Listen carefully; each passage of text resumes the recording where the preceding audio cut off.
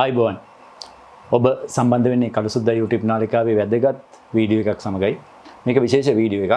මෙච්චර කාලයක් ඔබට තිබුණ ප්‍රශ්නයක් ගැන ඔබ දිගින් දිගටම රජයට නිලධාරීන්ට යෝජනා චෝදනා ඉදිරිපත් කළා. ඒ ප්‍රශ්නේ මොකක්ද කියලා දැන් අපි හැමෝම දන්නවා. වන සතුන්ගෙන් හානි වන වගාවන් පිළිබඳ ප්‍රශ්නය. මේකෙදි ඉතිහාසයේ මෙච්චර කාලයක් සිදු නොවිච්ච විදිහට රජයේ මැදිහත් වෙලා තියෙනවා ඔබේ ප්‍රශ්නය වෙනුවෙන්.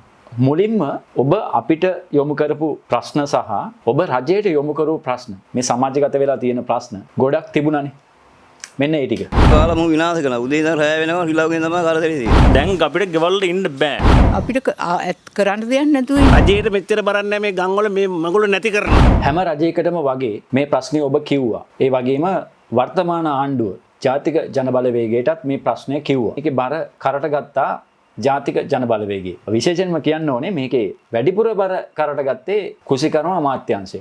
ප්‍රශ්න විසඳුම් යෝජනා චෝදනා අත්සේ තමන්ගේ ප්‍රථම පාර්ලිමේන්තු කතාවේදී ලාල්කාන්ත සහෝදරයා විශේෂ දෙයක් කිව්වා. මේ වනසත්ත්ව ප්‍රශ්නය තමන්ගේ පාර්ලිමේන්තු කතාවටත් ඇතුළත් කරලා අලුත් දෙයක් කිව්වා ලාල්කාන්ත සහෝදරයා. අපි එකෙන් පොඩි කොටසක් බලමු. වනසතුන්ගෙන් වන හානි බරපතලම ගැටලුවක් බවට පත් වෙලා තිබෙනවා.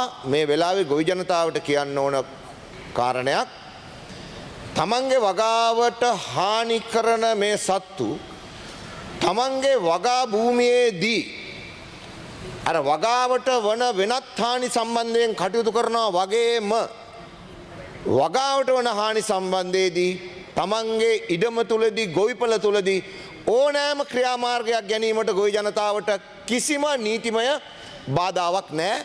ගන්න පුළුවන් ඕනම ක්‍රියාමාර්ගයක් ගන්න කියලා අපි එක පැත්තකින් කියනවා. ඒ අතර මේ ප්‍රශ්නයට උත්තර හොයන්න අපි කෘෂිකර්ම පශුසම්පත් ඉඩම් හා වාරිමාර්ග අමාත්‍යාංශය වගකීම බාර අරගෙන තියෙනවා. මේ ප්‍රශ්නය අපි වැඩි කල් යන්න කලින් විසඳනවා කියන පණිවිඩය මුලින්ම දෙන්න කැමති. මහනුවර ජනතාවත් ඇතුළු මේ ප්‍රශ්නෙන් බැටකන සියලුම ජන කණ්ඩායම් වලට මේ කතාවත් එක්ක නිදාගෙන හිටපු හැමෝම අවදි වුණා. ජනතාව, ගොවියන්, නිලධාරීන්, ඒ වගේම පරිසර සංවිධාන. ඕනම සතෙක් එනවා නම් ගොවිබිමකට ඒ සතා මරන්න අයිතියක් තියෙනවා කියලා කවදක්වත් ලාල්කාන්ත කියන්නේ විවස්ථාව කියනවා. හැබැයි රජය මේ හැමෝගෙම අදහස් යෝජනා ගත්තා. මොකද්ද මේ ජනතාව වෙනුවෙන් කරන්න ඕනේ කියන එක රජය අවබෝධ කර ගැනීමෙන් තමයි මේ ප්‍රශ්න වලට මුහුණ දුන්නේ. ඒකෙන් එකක් තමයි මේ වනසතුන් රිලවුන්, විශේෂයෙන්ම රිලවුන් අල්ලලා දූපත් වලට ගිහින් දාන්න ඕන කියන කතාව. මේක එක යෝජනාවක්නේ. මේකත් යෝජනාවක් විදිහට අරගෙන ඒ දූපත් වලට ගිහින් දානවා නම් මුලින් මේ දූපත් කොහොමද කියලා බලන්න ඕනනේ. මේ දූපත් වලට දාන්න ඕනේ, සතුන් අල්ලන්න ඕනේ, ප්‍රවාහණයට මේ හැම දෙයකම මුදල් යොදවන ආයතනයකුත් තියෙන්න ඕනේ. විශේෂම කාරණය තමයි මේ දූපත් කතාව. මේ රිලා ප්‍රශ්නෙට එක විසඳුමක් විතරයි. එක විසඳුමක් විතරයි. ඒ කියන්නේ විසඳුම් විශාල වශයෙන් තියෙනවා. මේකෙන් එකක් විතරයි ඒක. ජගත් මනුවර්ණ සහෝදරයා සහ ටීඑම් බස්නායක සහෝදරයා මේ දූපත් බලන්න ගියා. ඒ වීඩියෝ එක අපි මීට කලින් දැකලා තියෙනවා. චුට්ටක් බලමු අපේ දූපත් ප්‍රශ්නේ පිළිබඳව.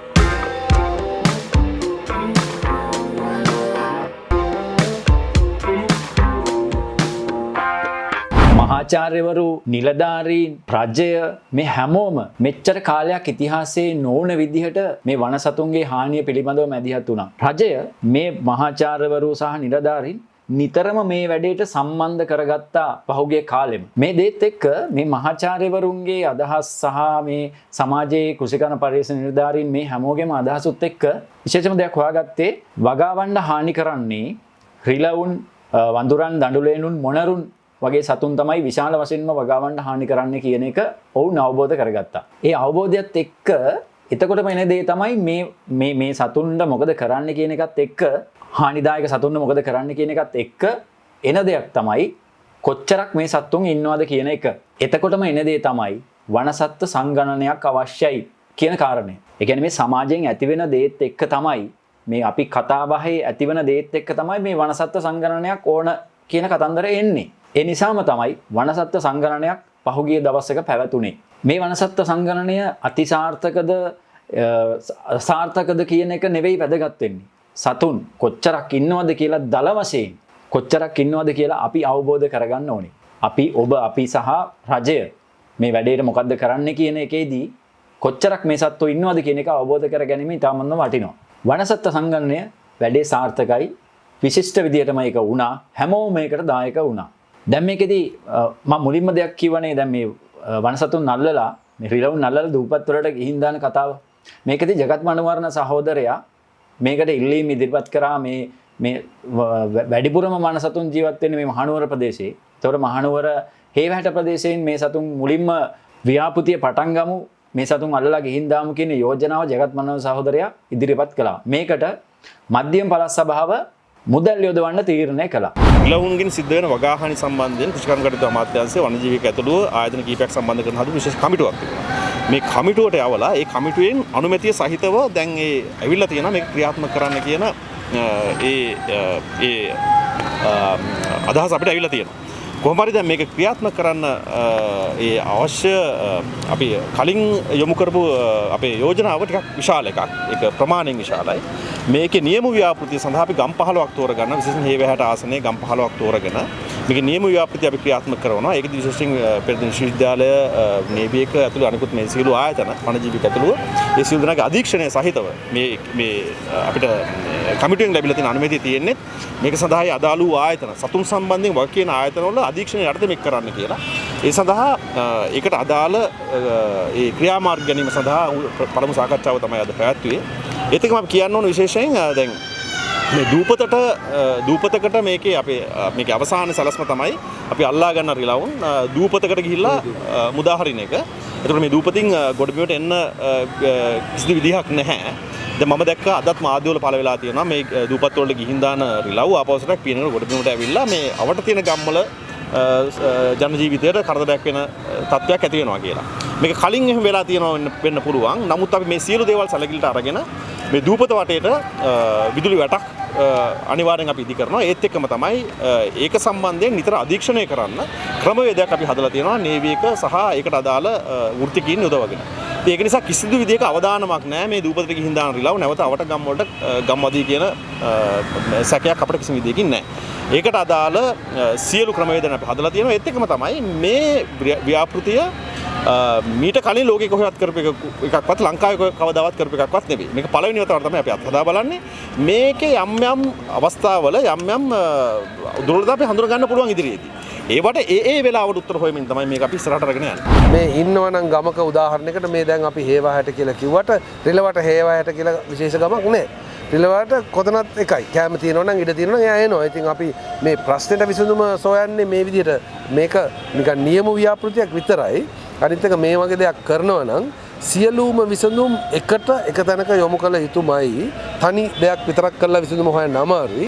අනිත් එක මේ වගේ දෙයක් එක ගමක නැවත කළ යුතුයි සංඛ්‍යාව අඩු වෙන කල්ම.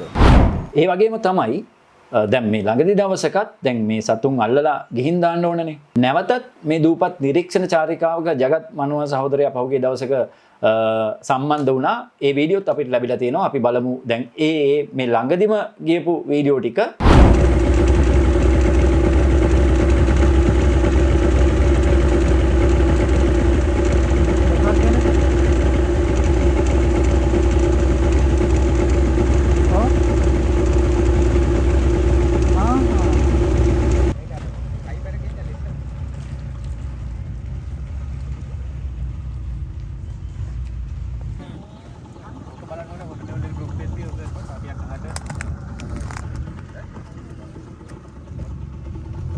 පොයින්ට් දෙක තමයි ක්‍රිටිකල් පොයින්ට් එක.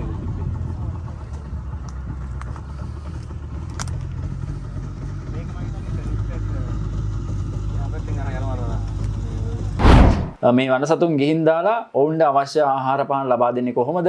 ඔවුන් ඒ දූපතේ කොච්චර ප්‍රමාණයක ඉන්නවද? දූපතේ විශාලත්වය සාමාන්‍යයෙන් අක්කර 200ක් වගේ ආසන්න වශයෙන් අක්කර 200ක් වගේ ඉඩම් ප්‍රමාණයක් තියෙනවා මේ වනසතුන් ජීවත් වෙන්න, රිලවුන් ජීවත් වෙන්න. ඒතකොට කොච්චර ප්‍රමාණයක් ඒ අක්කර 200ට දාන්න පුළුවන්ද කියන එක මහාචාර්යවරු, ආචාර්යවරු නිරීක්ෂණ නිගමන වලට එළඹිලා තමයි මේ වැඩේ කරන්නේ. විශේෂම දේ තමයි මේ දූපත් කතාව මේ වනසත්ව සංගණනය සහ මේ වනසත්තුන්ගෙන් වන හානිය පිළිබඳව වැඩසටහනේ එක අංගයක් විතරයි. ඒක අපි නිරන්තරයෙන්ම කියනවා මේකෙදී මේ වනසත්තුන්ගේ හානිය පිළිබඳව ලාල්කාන්ත සහෝදරයා පහුගිය දවසක ප්‍රකාශයක් කරා විශේෂ ප්‍රකාශයක් මේක. මෙච්චර කාලයක් මේ ලක් ඉතිහාසයේම අහලා නැති වචනයක් ඔබ ඇහුවා ලාල්කාන්ත ඇමතිතුමාගෙන් වනසත්ව කළමනාකරණය පිළිබඳව.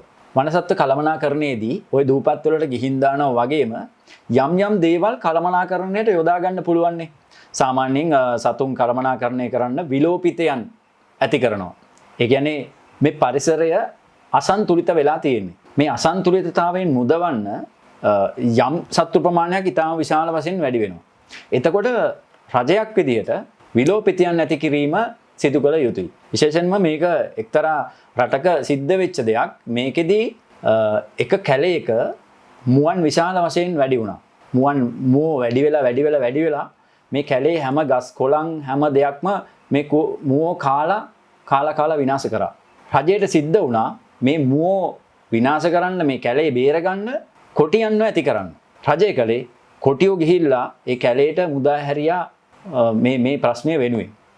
එතකොට ඒකට තමයි කියන්නේ විලෝපිතයන් නැති කරනවා කියලා. ඒ කියන්නේ විලෝපිතයන් තව සතුන් ප්‍රමාණයක් ආහාරයට ගන්නවා. එතකොට මේ පරිසරයේ සමතුලිතතාවය ඇති වෙනවා. මේක තමයි මේ එක්තරා ක්‍රමයක් මේකත්. මේකෙදි මේ සමහරු කියනවා දැන් අපේ ඔය රිලව් ප්‍රශ්නේදී රිලව් වැඩි වෙන්නේ දැන් නරියෝ නැහැනේ ගම්වල. ඒ වගේ කතාවක් මේ ගම්වලින් ඇහෙනවා. එක එක යෝජනා. දැන් මේකට මේ නරියෝ ඇති කරන්න ඕන කියන කතාවත් මේකේ එක්තරා කොටසක් වෙන්න පුළුවන්. නමුත් මේක එක එක මහාචාර්යවරුන්ගෙන් සහ මේක කරන්න ඕනේ කොහොමද කියලා පරිසර සංවිධාන සහ හැමෝම දායක වෙලා කරන්න ඕන වැඩක්. ඒ නිසා මේ විලෝපිතයන් ඇති කිරීම එක දෙයක් වගේම දූපත් වලට ගිහින් දානවා කියන එකත් එක දෙයක් විතරයි. ඔබේ ගමට අදාළ වෙන ව්‍යාපෘතිය මොකක්ද කියන එක ඔබේ ගමේ කෘෂිකර්ම නිලධාරීන් සහ ඔබ සහ මහාචාර්යවරු ආචාර්යවරු එකතු වෙලා ගන්න ඕන තීරණයක් තමයි ඒක. දැන් වනසත්ව කළමනාකරණය කියන එකම දැන් අපි අපේ සාමාන්‍ය ජීවිතේ කළමනාකරණය කරගන්නවානේ යම් යම් විදිහට. මේකෙදි එක එක විදිහට අපි කළමනාකරණය කරගන්නවා වගේම මේ වනසත්ව කළමනාකරණයේදීත් මොකද්ද කරන්න ඕනේ? මේ ප්‍රශ්නෙට මේක, මේ ගමට මේක, මේ ප්‍රදේශයට මේක කියන එක තමයි මේ වනසත්ව කළමනාකරණ වචනේ තියෙන වැදගත්කම. වනසත්ව කළමනාකරණය අනාගතයේදී අනිවාර්යයෙන්ම විය යුතු දෙයක්. ඔබ සමහර විට නරබල ඇති පහුගිය කාලෙක මීට අවුරුදු 15කට විතර කලින් විශේෂ වැඩසටහන කරා මංකි කින්ඩම් කියලා. පරිේෂණ කරලා විශාල වශයෙන් ශ්‍රී ලංකාවේ කරපු වැඩසටහනක් මංකි කින්ඩම්. ඔවුන් එදා ලංකාවේ අනාගතය යම් විදිහකට දැක්කා. ඒ කියන්නේ මේ රිලවුන් වැඩි වෙලා අනාගතයේදී ලංකාවට ඇතිවන තත්ත්වය මොකක්ද කියලා මීට අවුරුදු 15කට කලින් BBC එක දැක්කා. ඒක තමයි මංකි කින්ඩම් එකේදී එදා ඔවුන් පෙන්වුවේ. එදා වනසත්ව කළමනාකරණය කියන එක පැවති රජයන් ක්‍රියාත්මක කරා නම් අද මේ ප්‍රශ්නය මෙහෙම අපිට කතා කරන්න සිද්ධ වෙන්නේවත් නැහැ.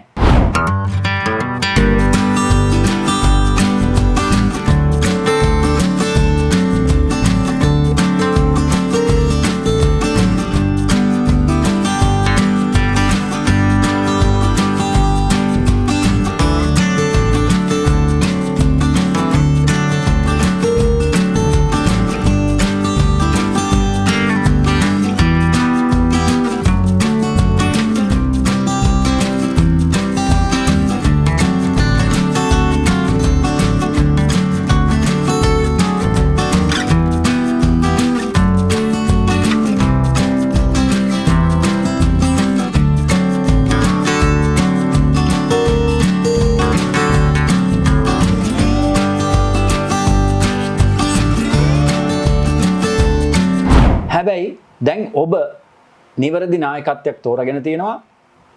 නිවැරදි දේශපාලඥයන් පිරිසක් පත් කරගෙන තියෙනවා. ඒ නිසා ඔබේ ප්‍රශ්නය දැන් කරට අරන් ආණ්ඩුව ප්‍රශ්නයට උත්තර හොයන්න සූදානම් වෙනවා. දැන් ආණ්ඩුව පත් වෙලා මාස 4ක වගේ කාලයක්නේ. එතකොට මේ මාස 4ේදී මාස 60ක කාලයක් තමයි අවුරුදු 5ක් කියන්නේ. මාස 4යි දැන් ආණ්ඩුවට ගිහිලා තියෙන්නේ. මාස 4කදී මෙවැනි උඩුදූපු ප්‍රශ්නයක් පිළිබඳව කතා කරන්න හිතන්නේවත් නැහැ. විශේෂයෙන්ම. හැබැයි ජනතාවාදී ආණ්ඩුවක් ජනතාවාදී පාලනයක් තියෙන නිසා ඔවුන් ජනතාව වෙනුවෙන් වැඩිපුර හිතනවා වැඩිපුර දේවල් කරනවා. ඔවුන් ජනතාව වෙනුවෙන් තමයි ගිහිල්ලා ඉන්නේ. ඒ නිසා ඔබේ ප්‍රශ්නය අනිවාර්යයෙන්ම විසඳනවා. හොඳ දෙයක් අනාගතයේදී සිද්ධ වෙනවා අනිවාර්යෙන්. ඔබට තියෙන්නේ රජයේ ඉල්ලන සහයෝගය අපි සාමාන්‍ය ජනතාව විදිහට රජයට ලබා දෙන්න, නිලධාරීන්ට ලබා දෙන්න. ඔවුන් කරන දේවල් වලට උදව් කරන්න තමයි අපිට තියෙන්නේ. මොකද මේක අපි හැමෝගෙම ප්‍රශ්නයක්. ඒ වගේම තව දෙයක් තියෙනවා ප්‍රාදේශීය ලේකම් කොට්ටාස පළාත් පාලන ආයතන මගින් ඔබගේ ගමට අවශ්‍ය ව්‍යාපෘතිය අනාගතයේදී ඔබට යෝජනා කරાવી. ඒ ව්‍යාපෘතියත් එක්ක ඔබ දායක වෙන්න ඔබගේ ගමට තියෙන මේ වනසතුන්ගෙන් වන හානි පිළිබඳව මැදිහත් වෙලා යාතන අනිවාර්යයෙන්ම ක්‍රියා කරනවා අනාගතයේදී. අපිත් ඒ දර්ශන ඉදිරියේදී ඔබට ගේන්නම් ඔවුන් කොයි ආකාරයෙන්ද මේකට මැදිහත් වෙන්නේ සහ මේ ප්‍රශ්නය අවසන් කරන්න මේ කෙටි කාලයක් ඇතුළත මේ ප්‍රශ්නය අවසන් වෙනවා. ඒ දර්ශන අපි ඔබට ගේනවා අනාගතයේදී. ඒ නිසා අපිත් එක්ක නිරන්තරයෙන්ම රැඳී සිටින්න අපේ නාලිකාව සබ්ස්ක්‍රයිබ් කරන්න. විශේෂම වීඩියෝ කිහිපයක් ඉදිරියේදී ගේනවා අපි ඔබ වෙනුවෙන්. මේ වීඩියෝ එකට කමෙන්ට් කරන්න, ඔබේ අදහස් දක්වන්න, මේ ලයික් කරන්න වීඩියෝ එකට. බොහොම ස්තුතියි අද වැඩසටහන සමග සම්බන්ධ වුණාට.